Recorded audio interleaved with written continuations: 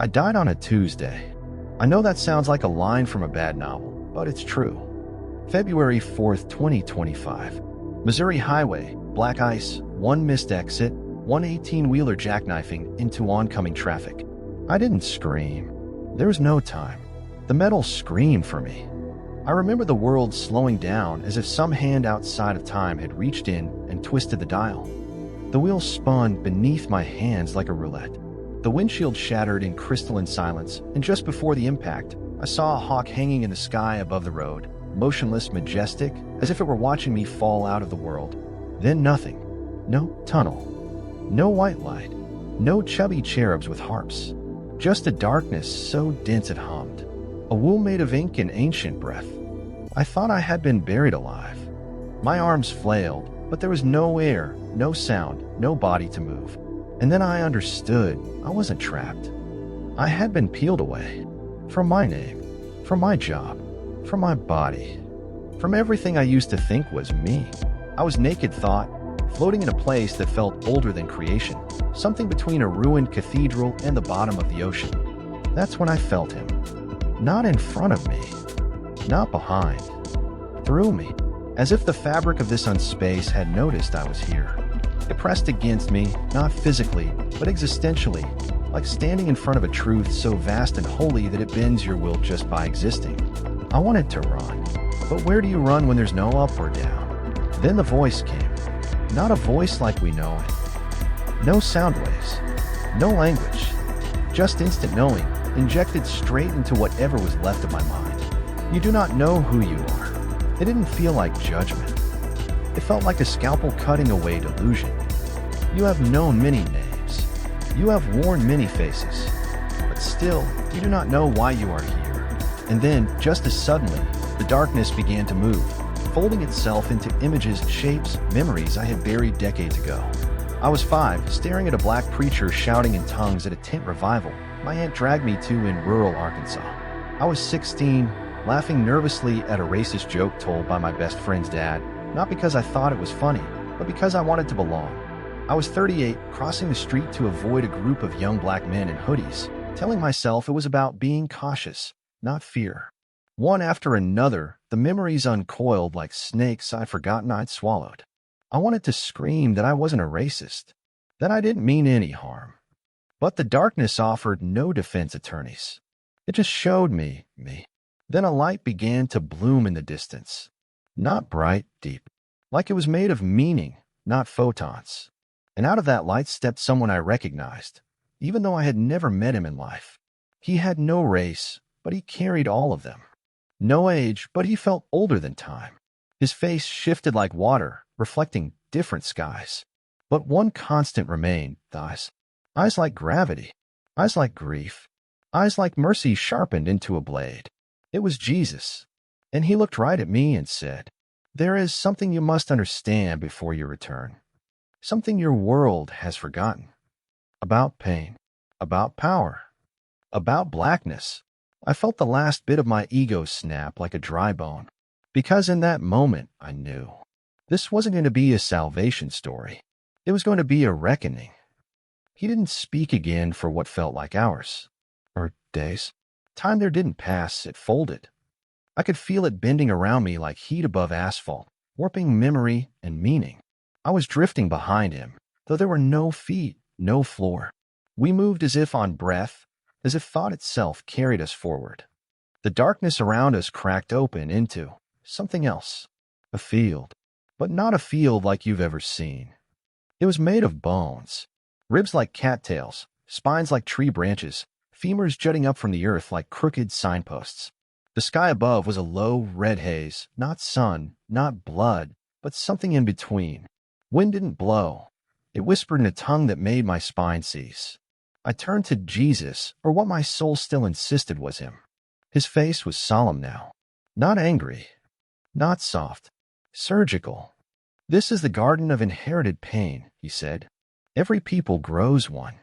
But this one is older than your nation, deeper than your science. You've walked over it your whole life and never once looked down." I wanted to ask what he meant, but again, the question was already answered to me before I could form it. This was a spiritual graveyard. Not of bodies, of experiences, of injustices so old they had become roots, wrapping around the soul like ivy. I knelt, not because I chose to, but because my spirit buckled. And then I heard the wailing. At first I thought it was the wind again. But no, this was human. Cracked voices rising from the soil, each different, each layered atop the next. Songs, sobs, sermons, the last breaths of people who were never allowed to speak freely while alive. A woman's voice screamed, "Where is my baby?" A man's voice answered, "Don't hang me. I didn't steal nothing." Then, somewhere further, a chorus. "Trouble don't last always. Trouble don't last always." It hit me in the chest like a cinder block. Not just emotionally, spiritually. I could feel it etching itself into my essence, like a tattoo made of thunder. Jesus finally spoke again. This is the echo of the oppressed. What your people called overreaction, aggression, anger, was often the cry of the unheard spirit. They were not louder. They were deeper. I couldn't breathe. Or maybe I just forgot how. I remember debates on TV. White pundits explaining black frustration like it was a behavioral glitch, something to be corrected. I remembered nodding along. Then I saw the next vision. A black child, maybe 6 years old, holding a torn book in a flooded basement. He looked up at me and smiled, but his eyes were wrong. Too calm. Too old. Like someone who had learned to stop expecting rescue. He carries what you don't see, Jesus said. His ancestors could not scream. He was born remembering their silence. The garden pulsed. It was alive, but not in the way forests are alive. More like a wound that sings. I looked down, and for the first time, I noticed that my own feet, or what passed for them in this place, were dripping ink. Darkness leaking out of me. I stared at him in panic. "What is this?" I whispered, and he looked at me with a sorrow I cannot explain. "You have benefited from forgetting, but forgetting does not cleanse. It stains." At that moment, something inside me collapsed. Not guilt. Not quite. It was something worse. Recognition. Like discovering a lie you've told so well, you started to believe it, until now. I fell to my knees again and wept. For myself. For the boy. For all the centuries of screaming that my ears had been trained not to hear. And yet, beneath the sorrow, beneath the graveyard, beneath even the bones, I felt something else. Not of death. Of resistance. Something growing. Alive. Burning. Waiting. "This is only the beginning," Jesus said. "The truth isn't a weapon. It's a mirror. And you haven't seen your own reflection yet." He turned toward a path lined with masks. African, Haitian, Gullah, Moorish, Yoruba, Congolese. All lit from within as if holding a shared ember. Each one whispered as we passed. And I knew, with a fear that was almost reverence, they remember. The masks didn't speak with mouths. They sang. Not in melodies. In frequencies. Each one pulsed with a different tone, some like humming, others like distant thunder, others like sobbing children buried under floorboards. The path we walked curved downward, into what looked like a cave made of layered ash and obsidian. But this wasn't earth. It was memory made solid. Jesus moved ahead of me like a flickering shadow, his robe bleeding light that didn't illuminate, but revealed. Wherever his presence touched the walls, they cracked open into vision. And what I saw black men in chains walking in rhythm, left, right, left, the syncopation of survival encoded in every step. I saw enslaved women braiding patterns into their daughters' hair, maps, escape routes embedded into style. I saw gospel choirs singing in churches with broken ceilings, the sound rising like smoke to a God they couldn't see but could feel in their bones. "Do you see?" Jesus asked me. "This is not performance.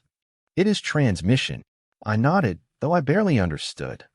The air buzzed with heat, like standing too close to invisible power lines. I heard a drumbeat, slow, low, like a heartbeat just below the earth. Be-dum, be-a-dum, be-dum. Jesus extended his hand, and from the darkness rose a massive stone, old, cracked, and covered in what I first thought were carvings. But when I looked closer, I saw they were sound waves. Literal grooves etched into the rock, spiraling in strange geometries that pulsed with music I couldn't quite hear, until I put my hand on it. And then I heard everything. Field chants, prison songs, jazz riffs, protest marches, trap beats, mothers' lullabies, funeral hymns, all braided together into a single massive vibration, the sound of surviving while being watched, judged, hunted, and erased. I collapsed backward, choking. It wasn't just music. It was a living code. How? I managed to whisper. Jesus looked at me not with pride or sadness, but with urgency. Because when people are not allowed to write history, they write sound. They write rhythm. They embed memory in movement, in vibration, in repetition. This is how they kept the fire lit. I stared into the grooves on the stone. They weren't just recordings. They were ritual, a way to keep from being spiritually annihilated. Every beat, every lyric, every gesture, it all carried something forward. But why them? I asked before I could stop myself. Why is it always them? His eyes turned sharper then, not angry, but piercing. Do you not see? It is not about superiority. It is about proximity. They were placed at the center of the wound. And where the wound is deepest, the healing begins. I didn't know how to hold that. I'd always seen culture as preference, history as narrative, music as entertainment. Now I saw it was none of those. It was medicine. And the people I had subconsciously othered my whole life were carrying a cure for something wrong in the soul of the world. And no one had told them. Or maybe they knew, but no one had listened. Jesus gestured toward the next chamber.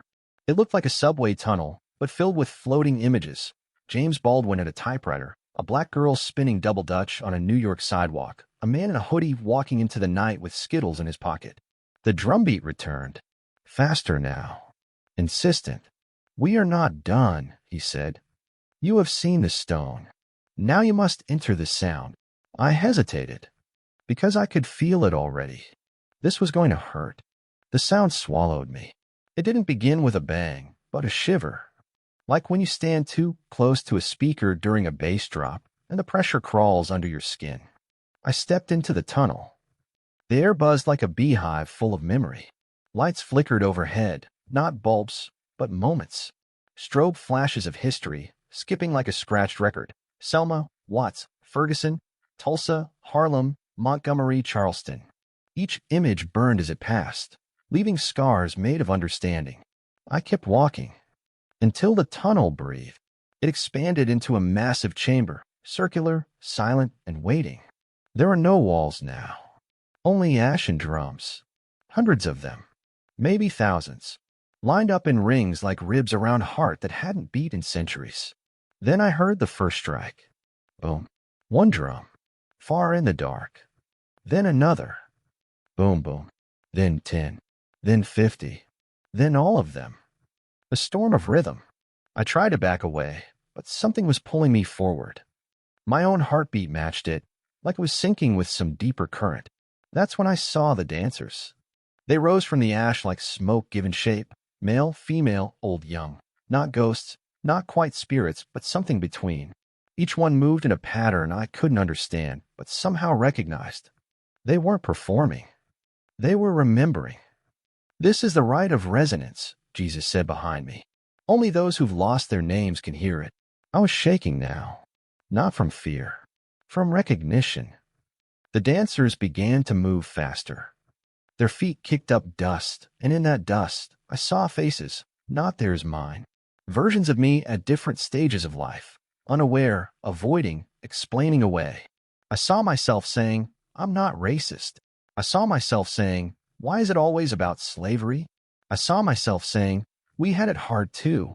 And every time I spoke, a dancer stumbled, then vanished, erased. The rhythm stuttered. I cried out, but no sound came. That's when the watcher, without a name, appeared. He was tall, cloaked in gray. His face was made of mirrors, cracked and shifting. Wherever I looked, I saw myself reflected, but distorted. Thinner, meaner, more afraid. A version of me that had never questioned, never suffered, never listened. He spoke in a voice that wasn't sound, but deletion. You came here to feel holy. You will leave hollow. I tried to step back. He extended a hand, and light poured from it. Not warm light, not divine. Surveillance. A white light that erased everything it touched. Names, culture, color, memory. This is the light you worship, he said. Not Christ. Not spirit. Control. The dancers recoiled. The drums faltered. My body froze. And then a child's voice rose. Huh. Clear. True.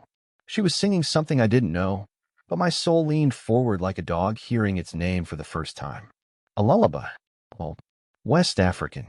Filtered through pain and time and gospel and rap and memory and blood. And the watcher screamed. His mirrors cracked. Because the light could erase stories, but not sound. Not when it's carried in the blood. The dancers surged back. Their movements became fire. The drums changed rhythm, a pattern I felt in my spine, in my teeth, a spiritual Morse code beating straight into my marrow. They remember. They remember. They remember. And for the first time since I died, I remembered something too. My ignorance was never passive. It was chosen. Federal protected. Named normal. And now the cost was being called due. Jesus stood beside me again, hand on my shoulder. This is not about guilt, he said. This is about gravity. You were born above the wound. They were born inside it. And yet they danced. They created. They sang God back into the dirt. Tears blurred my vision. I knelt in the ash. Let the rhythm shake me apart. And I knew I would never return the same. I woke up screaming, not from pain, from the pressure of being pushed through. Like a soul dragged backward through a needle's eye, my body convulsed under hospital sheets. The machine screamed alongside me. Lights too bright, smells too clean, too sterile for what I had just seen. Nurses rushed in, voices blurred. My wife sobbed somewhere near the window. But I wasn't listening, because he was still with me, not as vision, as echo. Somewhere deep behind my eyes, I could still feel the drum, still taste the ash, still see the masks that had looked through me like I was made of glass. Mr. Harrison, the doctor said, face tense, voice clinical. You coded for 3 minutes. Do you remember anything? I nodded slowly. They waited for a word like light or tunnel. Maybe a reunion with my father. A glimpse of peace. What I gave them was silence. Because I knew the truth, they weren't ready to hear what hell looks like when it wears your own face. The weeks that followed were brutal in ways no surgeon could fix. I couldn't sleep without hearing the songs. Not lullabies, now laments. Whole nights I lay sweating in the dark, remembering that child in the flooded basement, clutching a book as the water rose. I saw his eyes every time I passed a black kid in the grocery store. And every time I wanted to say I'm sorry, but it felt like trying to stop a hurricane with a Band-Aid. I tried to tell my church friends what I'd seen. One of them laughed. Wow, man, must have been some drugs they gave you. Another frowned. You sure that wasn't just guilt, Steve? We're not responsible for slavery. The worst one looked me dead in the eye and said, You sure you didn't meet someone else down there? I stopped talking about it after that, but I couldn't stop feeling it. It started changing the way I moved through the world. I couldn't watch TV without hearing frequencies behind the dialogue. Commercials sounded like hypnosis. Politicians looked like mirrors now, smooth, hollow, reflecting only what we want to believe. And music. I couldn't listen to hip-hop the same. What used to sound like noise now felt like scripture carved in rhythm. I began reading, not out of guilt, out of hunger. Baldwin, Morrison, Dubois, Baraka, Zora, James Cone. Even the books made me tremble because I knew what they really were now. Maps, coded songs for navigating trauma, manuals for surviving spiritual erasure, sacred texts in disguise. Then one day, I did something I never would have done before. I walked into a small black church on the south side of Atlanta. No invite, no agenda, just a need. I sat in the back pew like a man on trial. They sang with a weight I couldn't comprehend, not just about heaven, but about here, now, this skin, this breath. Every note felt like it was lifting something off of them and placing it on me. After service, an older woman came up to me. Gray hair, purple dress, eyes that had seen centuries. She looked me over calm, measured. Then she said, You've been somewhere. My mouth went dry. She smiled, not kindly, not coldly. Truthfully, you ain't the first to come back different. Question is, you gonna stay quiet or you gonna burn? I didn't answer because I knew what she meant. And so now, all right, not for forgiveness, not for applause, but because the stone is still singing and the watcher is still watching and the fire still remembers. I know some people will hate this story. I know some will mock it. I know some will say I've been brainwashed by woke lies. Let them, because I stood in the garden of bones. I heard the voices buried under concrete. I danced with the ancestors. I saw the face of Jesus, and he was not interested in comfort. He was interested in truth. And now I carry that truth like a wound. Or maybe, like a drum, still beating, waiting for someone else to listen.